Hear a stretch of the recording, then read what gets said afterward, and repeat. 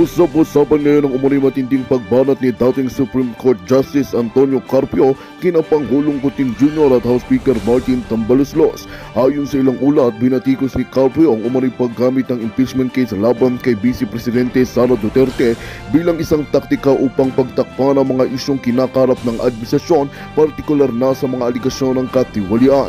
Sa kanyang pahayag, iginiit ni Carpio na hindi dapat maging kasangkapan ang impeachment para sa mga personal o political interest.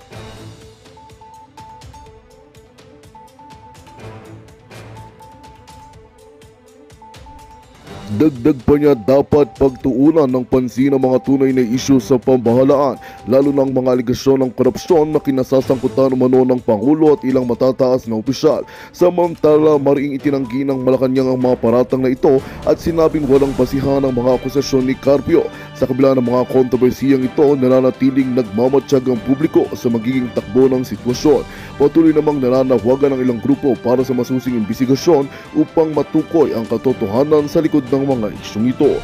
At yan nga ang balitang ating pagkakatutukan. Ngunit bago ang lahat, siguraduhin mag-subscribe at hihit ang notification bell para sa patuloy na pagtutok sa mga silyap ng bagong balita sa tunay na boses ng masa.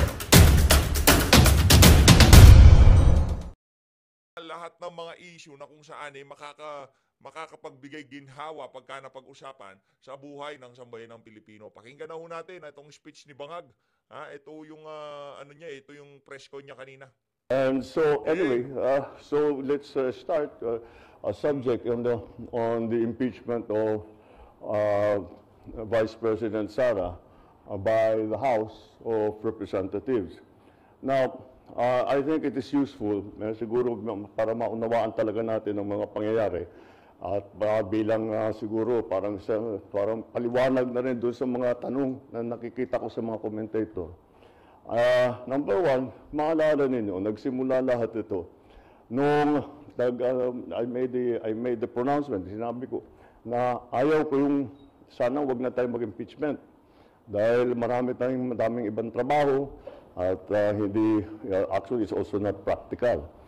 At nung panahon na yun, nung una kong sinabi yun, wala pang nagpa-file ng impeachment. Kaya sana, I was hoping na makumbinsi ko lahat ng kung sino man, huwag na muna natin gawin ito. Kung talagang meron kayong paniniwala na kailangan gawin ito, huwag naman siguro muna ngayon at marami pa tayong gagawin. Wag muna ngayon, pero talagang plano ho nila yan. Wag muna ngayon, sa mga susunod na panahon na lang. Kaya kung titignan naman ninyo, yung mga kaalyado ko sa House of Representatives, wala sa kanila ang nag-file. Wala sa sumunod naman nila sa hiniling ko sa kanila. Mga tama, Brad. Walang nag-file. Yung huling impeachment, ano ho yun, kumbaga pinagplanuhan ng daang-daang mga congressman. Dapat pa lang doon sa pronouncement mo, yung pinsan mong Bangag, doon pa lang sinabi mo na wala, tigilan natin yung impeachment na yan. Kung pinakinggan ka nila, point blank, stop yung impeachment na yan. Pero nagtuloy-tuloy, para saan yung pagsasalita mo na yan? Para may pakita sa amin na hindi ka weak president, gano'n. Huwag silang mag-file ng impeachment dahil hindi magandang timing at saka marami pang problema. Ngunit, may ibang grupo, of course, the Makabayan group out of the House of Representatives, Senator Laila De Lima, the religious group nag-file yung tatlo. And if you remember, nung statement si JPE na sinasabi niya, hindi pwedeng pigilin yan dahil may grupo. Sinasabi ng presidente na ganito ho siya ka-weak. Ganito ho ka-weak yung presidente na yan. Sinasabi ng presidente, commander-in-chief, military, sumusunod sa kanya. Lahat ho ng ahensya sumusunod sa kanya. Maliban lamang ho dyan sa executive, dyan sa legislative, at dyan sa judiciary. Hindi niya kayang pasunurin, leader nga. Sinabi nitong si Marcos Jr., stop ang impeachment. Itigil muna yan, marami tayong problema. Kagaya ng ginawa ni Tatay Digong, itigil yan. Ano nangyari? Kay Tatay Digong, tumigil, di ba? Pinapakinggan siya, ibig sabihin, political will, tsaka strong leader ko talaga siya. Dito kay Marcos Jr., sinabi na itigil. yung kanyang legal counsel, presidential legal counsel, itong si Juan Ponce Enrile, hindi pwedeng pigilan yan. Anak ng toka. Sa sarili pa ho niyang,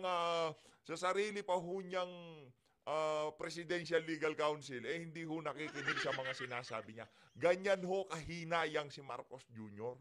Anak ng tokwa, tapos gusto mo maniwala kami sa'yo?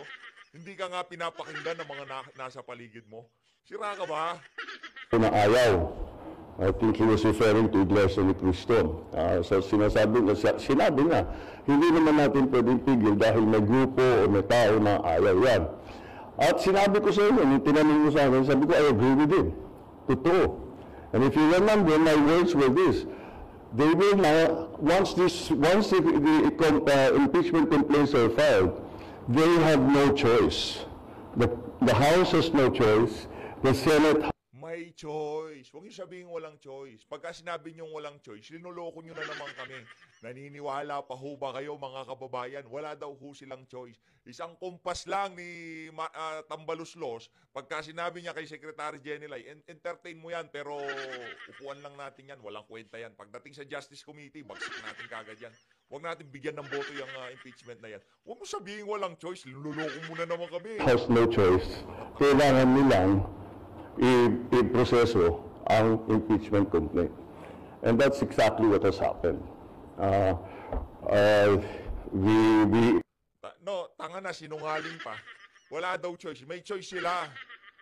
Tama. Kailangan anuhin niyang talakay yung impeachment, pero yung pagdidire-diretso ng impeachment, kung gugustuhin nila, kaya nilang upuan yan, kaya nilang isantabi yan. Pagka sinabi ni Tambaluslos na wala, hindi, tigilan yung impeachment na yan. Wag yung bibigyan ng boto yan. Nagpatawag pa ng caucus, di ba? Bago matapos ang sesyon o bago mag-adjourn, nagpatawag pa ng caucus. Ganun nung sila. Kaya wag niyo sabihin walang choice. Sa katagal-tagal niyan, inupuan para lamang pagka patapos na yung pagka magbe-break, magre-recess kayo, doon kayo magpipirma. Ano naman kalokohan. Huwag sabihin walang choice, sinungaling ka talaga.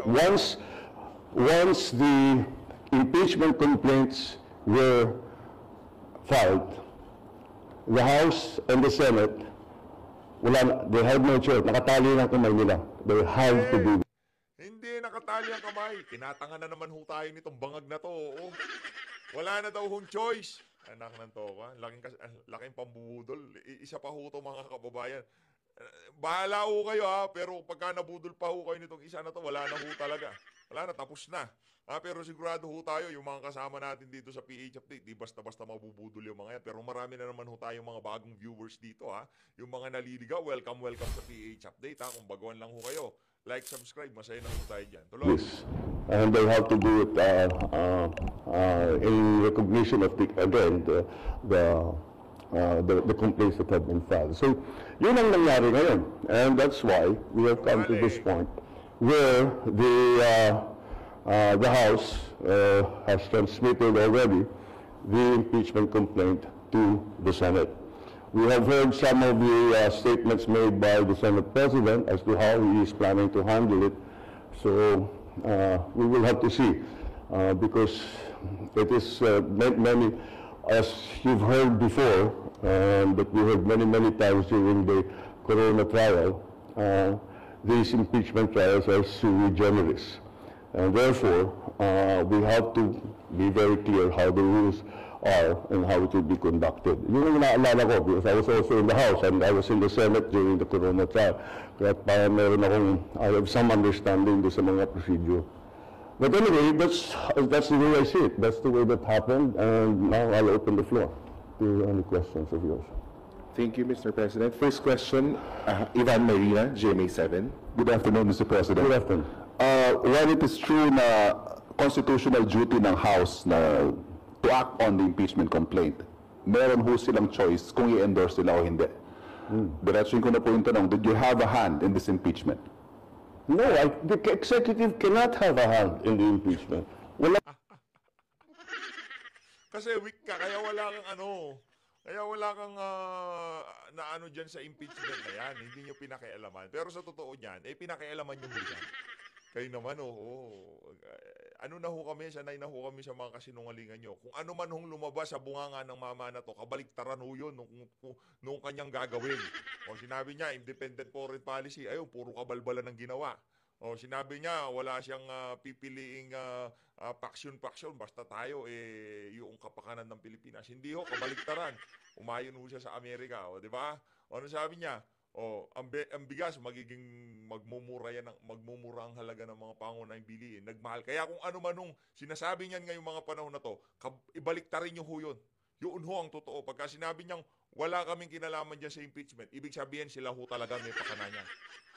Nakuha niyo ho ba mga kababayan? Yun ho yun. Alam role ng executive sa impeachment. Of course, did he discuss it with the speaker? Did we discuss it with the other congressmen? Of course. And tinatanong, anong plano ninyo? Ano ba talagang gusto ninyong gawin? And that's it. Well, nandito na ito. Hindi na namin maiwasan. But the conventional thinking, Mr. President, is that nothing comes to pass in the House without the President or without Malacanang's blessing. You give me too much credit. Yan na naman sinasabi natin eh. O from now on, ang executive branch, wala nang legislative agenda ha. Wala na kayong pinapasang legislative agenda kung ano na lang ilalabas nitong mga gunggong dyan sa House of Representatives. Yun na lang yun ha. Diyan sa Senado, yun na lang yun ha. Yung mga batas na lumalabas dyan, yung mga gusto ng nasa executive eh. Huwag niyo sabihin na wala kayong kinalaman dyan, walang kinalaman ng executive sa mga nangyayari dyan sa House of Representatives tsaka dyan sa Senado. Lahat ng ginagawa nila dyan, kung anong batas ang tatalakayin nila, meron ka pang certified as urgent na mga bill, di ba? Kailangan matapos kagad. Pero dito wala daw ho silang kinalaman. Ano kami, loko-loko? Naknanto ko ah. Bulain mo si Kokak, yan. Bulain mo yung mga vlogger mo. Bulain mo yung mga uto-utong mapanggang sa ngayon, sa bagay, yung mga yun, kumikita. Yung kahit nagsusumigaw ng ebidensya na bangag ka, pinagtatanggol ka pa rin nila. Yun ang problema ho, mga kababayan. Yun ang problema at yun hong iniiwasan natin dito sa PH Update. But again, what the House has done is clearly the mandate that they have been, the constitutional mandate that they have to proceed with the impeachment complaints. So that's why I think they're just following the procedure. Punot nila ito, na-transmit nila ang impeachment complaints sa upper house. One last point from my end, Mr. President. Kapansin-pansin na unang pumirma sa endorsement ng anak ninyo. Did he seek your advice on this, and what did you tell him? Of course, he did. Of course. Asa ka pa, nagbabangag ka lang eh. Nagpupulburong ka lang. Anong magpapaalam pa sa'yo si Charis? Nakananto ko, sasabihin niya, pa, pipirma ako dito sa impeachment, ako pinakauna ha. Why bother, di ba? Oh, bakit pa siya mag-aabala na magpaalam sa'yo, nagpupulburong ka lang naman. And I said, it's very simple, but I told him. And he said, you know, mukhang pipirmahan na, well, what's your opinion what I should do? And I told him, I said, the process is begun. It has, parang batas yan eh, when you're in the legislature, when you file a bill, okay, House Bill number 1, 2, 3, etc., etc. Pag file mo yan, that bill takes a life of its own. Kahit anong gawin ng congressman na nag-file o senador na nag-file, kahit ayaw na yung mga changes na magagawin doon sa kanyang bill, wala na siyang magagawa. Because the bill is going through the process as it should. And part of that process will be amendments, etc., additions, all that. Especially yung mga bill na naka-certified as urgent, di ba? Pero hindi kayo nakikialam. Sini-certify nyo lang as urgent, tapos meron pang constant communication between legislative at executive para yung mga batas na nagagawa hindi basta-basta mabibito. Pero hindi kayo nakikialam. Diba? Hindi ho sila nakikialam. Hindi ho yan nagsisinungaling. Bangag lang ho talaga. The impeachment complaint is exactly the same. Once it has been filed, there is a procedure that needs to be followed already. So sabi ko, andyan na tayo, sabi ko kay Kong Sandro, sabi ko sa kanya, the process has already begun. So, it's your duty now to support that process. So do your duty. That's what I told you. Do your duty. You have to support the process. You are constitutionally mandated to carry out that process. And you're a congressman, so do your duty. That's what I told him. I didn't know you'd be the first to sign, though. Marisol Halili, News 5. Sir, magandang hapon po. Yes. Sir, you were very vocal before na ayaw niyo po ng impeachment because it's not the right time. But now na it's there already, paano niyo po ito nakikita na makakaapekto, especially dun sa mga ongoing priorities? Well, it depends on how the Senate chooses to handle it. Hindi pa maliwanag kung ano yung plano ni Senate President at saka yung ating mga senador. Kung paano nila gagawin, if they will immediately convene, if they will still study the rules, if they are going to wait until the next session. So we'll have to wait until they decide on how it's going to be. Pero just to be categorical about it, sir, don't you see this as a defiance in a way, considering na naging vocal na po kayo before that this is not the right time, and yet nag-proceed pa rin yung impeachment case? No. I'm sure that the parties that filed the impeachment cases felt strongly about it, and despite my importunings and expressing my opinion that we really would rather not have the impeachment, they continue to do that. So, it's not defiance. May na kanilang paniniwala. Sa kanilang... Anuin mo na, Brad, tanggapin mo na weak president ka. Walang ay, mali. Ay, paano ba? Weak president o talagang kagustuhan mo yung impeachment na yan?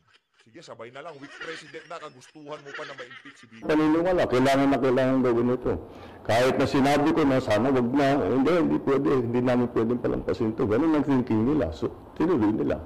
And I don't view that as a defiance. I view that as they're expressing what they feel to be right.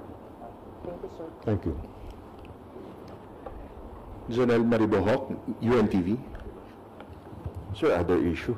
Sir, ano po yung nasa likod ng biglaang pagpapalit ng liderato po ng PhilHealth at ano po ang inyong direktiba sa bagong PhilHealth President, sir? Actually, kung titignan ninyo yung dating PhilHealth President, yung anong pangalan nun? Nakalimutan natin yung pangalan. Ano na, busog na ho yun. Para hindi na siya masyado mapag-initan, hirap na ho niya sa PhilHealth. Kasi sa mga susunod na taon, itong 2020, itong taon na to, talagang kung sino man ho ang tumitimon dyan sa PhilHealth, panigurado ho, maya't maya, nasa media siya. Mantakin nyo naman, panigurado yung mga serbisyo dyan sa PhilHealth. Wala ho yan. Malamang sa malamang, mababankrupt po yan. Hindi binigyan ng subsidiya Saan kukunin yung pondo na ipambibigay ayuda o ipantutulong doon sa mga kababayan nating hindi naman contributor? Diba? Doon sa mga nagbibigay ng monthly contribution, diba? Ngayon ano mangyayari sa pondo? Lilit ng liliit hanggang sa mawala na. Tapos, ang sisisihin nitong si Marcos Jr., si VP Sara at si dating Pangulong Rodrigo. Yun na yun ang script pagka nagkaroon ng palpak, ang laging escape route nila, mga Duterte. Di ba? Pagka merong nangyayaring kapalpakan, halimbawa dito sa BICAM report, kulang-kulang, di ba? O ano hong naging escape route nila? Itong impeachment ni VP Sara, nakatakas na ho sila, nakalimutan na ng sambayan ng Pilipino, pero hindi ho natin titigilan at uulit-ulitin ho natin yung kulang-kulang na BICAM report na yan.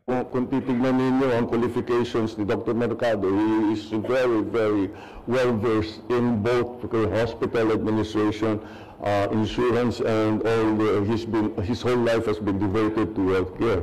And so, it was after nung nag-oath taking kami, matagal kami nag-usap.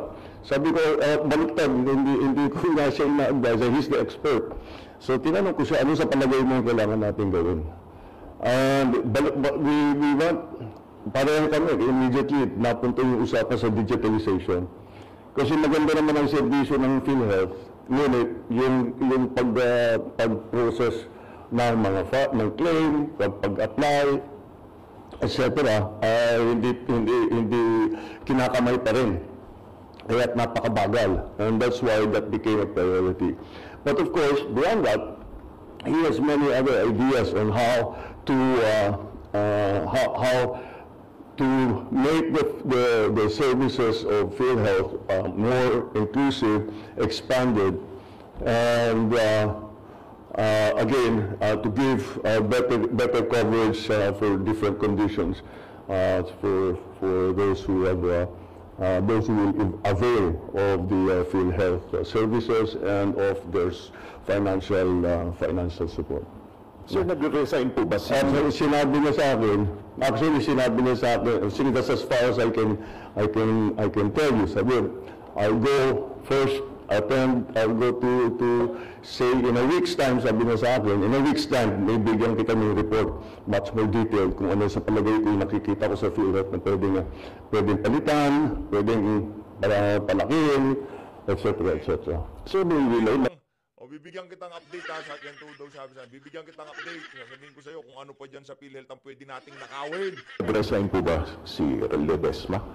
Yeah, well, yes, he left his position already. Sabi niya that nahirapan na rin yata siya sa with all of the, hindi siya sanay sa politika. Mandy Ledesma very much comes from the private sector, so I think he found the transition to be jarring, shall we say. Thanks, sir.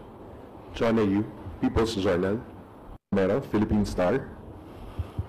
Good afternoon, Mr. President. Let me just go back to one of our interviews during one of your previous US visits sa Honolulu, Hawaii, when asked about the looming impeachment supposedly. Ang aangas na hungay nitong mga nasa Malacanang. Dati nung panahon ni Tatay Digong, mga patpatin ng mga tatabanan nila. That time, against Vice President Sara Duterte, when asked, you told reporters, you told us, binabantayan namin ng mabuti, this was in Honolulu, Mr. President, binabantayan namin ng mabuti because we don't want her to be impeached. She does not deserve to be impeached, so we will make sure that this is something we will pay very close attention to. So that time, apparently, you do not want her impeached. Given these recent developments, do you hold that stance still, or your position has changed? It doesn't matter what I think. It will have to go to the procedure. It will go to trial, and we will have senator judges, and they will hear the case. The prosecutors will come from the House. There will be a defense panel, and it will be a trial. It doesn't matter what I think at this point. That was my opinion. That's my opinion when I was asked that. None of this had happened yet. But I have to keep reminding you, the executive has wala kaming formal role in the entire impeachment process. The executive has no formal role. If ever there's an informal role, makausap ko yung TV speaker, makausap ko yung congressman, makausap ko yung senador, si SP, makausap ko. But that's about it. Pero they will decide. Pagka sinabi niya kung walang formal role, ay ibig sabihin kabaliktaran yun nun sa mga sinasabi niya. Huwag ko kayo maniwala dyan. How they will proceed? I don't think you can expect the congressman or the senator or the SP or the speaker to come to me, what do you want us to do? They know what they have their own way of doing things, and that's what they will implement. So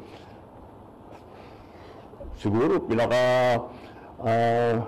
the most that the president can do, or any part of the department of the executive can do, is moral suasion. Huwag na lang sana. Wala, that didn't work. Patuloy pa rin. So, we follow the process. Salamat po. Yeah.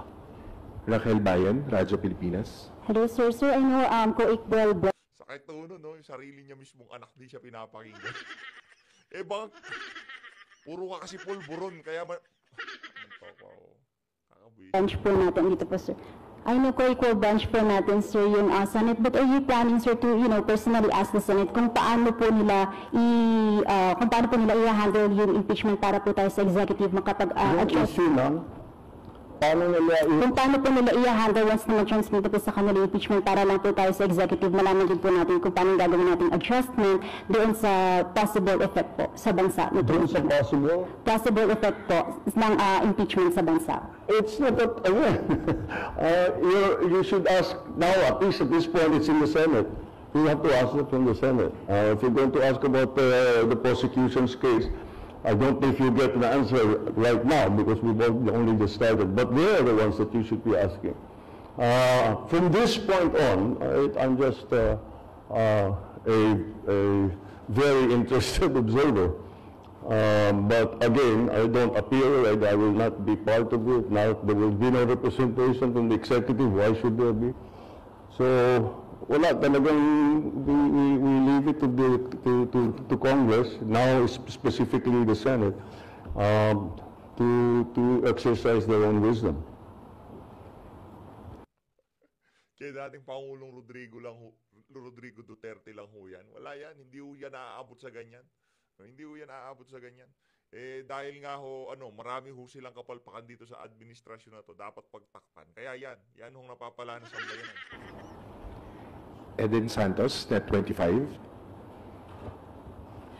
Mr. President, sabi niyo po ang impeachment ay hindi makapagbudulot ng kabutihan sa buhay ng kahit isang Pilipino. Nung nag-ask po ng advice sa inyo si Congressman Sandro Marcos, as a father and as a father of this nation, hindi niyo po ba naisip, na-advisean siya na gawin kanyang duty para sa kapakanan at interest ng mas nakararaming mga Pilipino at yung kung ano po yung standing niyo na sana ay huwag matuloy yung impeachment? The House is a collegial body. They decide as one. And that was what the House decided. He is a member of the House of Representatives. So, as a member of the House of Representatives, he has to do his duty. Whatever his opinions might be, he must do his duty. Even if he's hesitant, and all this applies to not only my son, it applies to all the congressmen. Magandang balita ang hatid namin sa inyo ngayong araw. Sa pagtatapos ng aming balitaan, nagbigay kami ng mga mahalagang impormasyon. Maraming salamat sa pagtutok at pagsuporta sa aming programa. Huwag kalimutang manatili sa mga susunod na araw para sa mga bagong balita at mga kwento na dapat nating abangan. Mula sa Boses ng Masa, magandang araw, Pilipinas!